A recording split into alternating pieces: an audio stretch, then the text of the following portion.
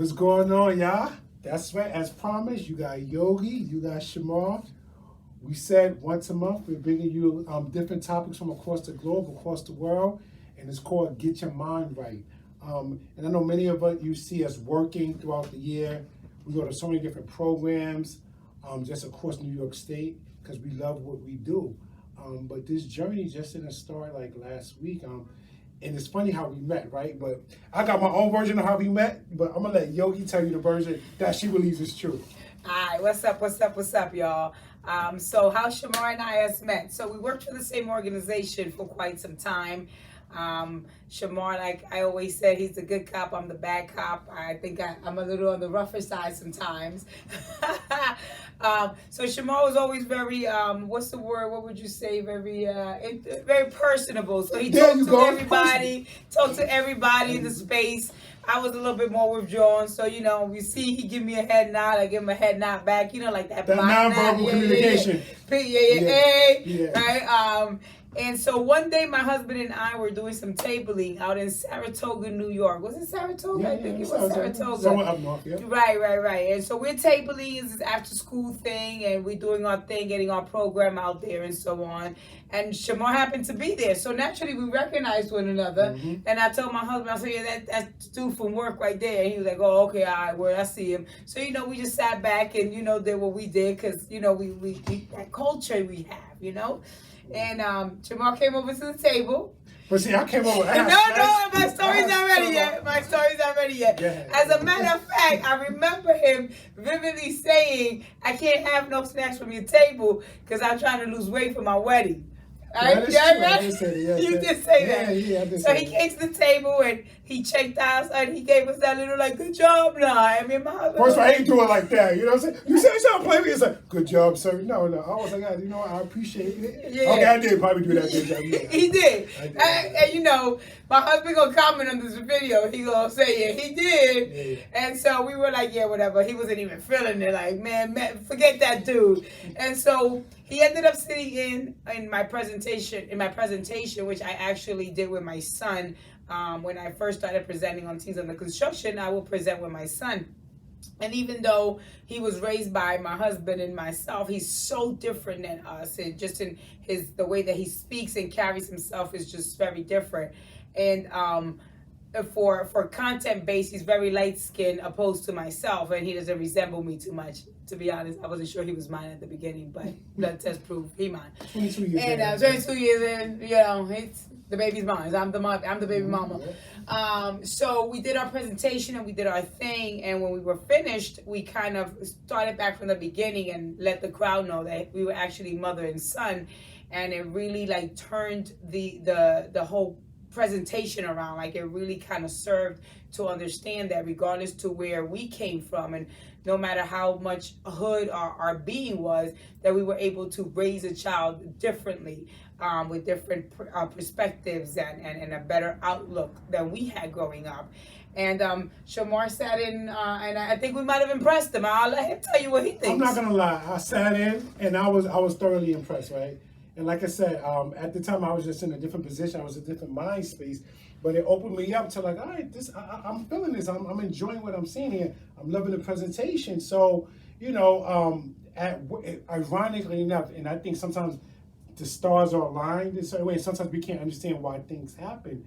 So I was in a position where the position was now closed, and I had two choices to go to one position or go to the other. So I actually chose a position in which her program lied in, which sat in, and from that point, that's how we actually got to know each other. She invited me to see the Board of Teens Under Construction, what this was about. Went to a meeting. Well, I got to interrupt for a second. The reason why I invited him is because as we got to know each other within that program, I learned that he was a Leo, and I was like, no way. And they were like, yeah. And then I found out his birthday is the day after my birthday, and I was like, maybe I gotta give this fella a chance because we Leos rock like that. So now you can continue. That is true. It's something that you may not know, and I'm gonna let you know now. We tell people this all the time everywhere we go. She's about 40 years older than me, so. In his last lifetime. So we were able to have that dynamic, and we was able to connect. And like I said, this maybe 3-4 years ago, we sat together, we started planning, started creating these ideas about, actually doing programs in different venues, different settings, right? And hence it's hip hop therapy. And as two licensed professionals, the one thing that is great is, yes, we do this work during the daytime together because we work in the same high school together as social workers. Then in the afternoon, in the evening times, we're doing this work all the way from, you could say, Rochester to Buffalo, to the Bronx, Newburgh, Poughkeepsie, and anywhere, White Plains, anywhere in between. But the greatest part about the work that we do is that we truly love what we do. And us both having our own personal stories regarding mental health. And it's a great way to connect hip hop to therapy, right? It's not everyone can be part of that traditional therapy. Not everyone can sit there and just open up their feelings and tell someone that they don't know sitting across from them, this is how I feel. So hip hop therapy is a way to connect with people, right? And although hip hop therapy is our basis, it could be any genre of music because music tells a story, right? You ever go somewhere, you just hear music and all of a sudden you see everybody bopping their head, right? It's that non-verbal communication, and that's what makes it so powerful. So we figured, you know what? We do this work across New York State, across New York City, and we want to bring this to you on a monthly basis about get your mind right. And some people may say, hey, what do you mean when you say get your mind right? So before I give you my explanation of what I think it means, I'm gonna ask Yogi, when you hear get your mind right, what does that mean to you? I think to me, get your mind right is the factor of being right with yourself, right? Being right with your situation, and being able to accept, that things are not always going to be what they are. One thing that we usually tell the young people we work with is, life is hard and it's not going to get easier. Life gets harder.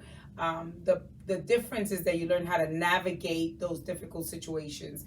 And so when we talk about mental wealth and it's just really understanding and getting your mind right, it's just really understanding who you are and being okay with that and working through the challenges that you personally have.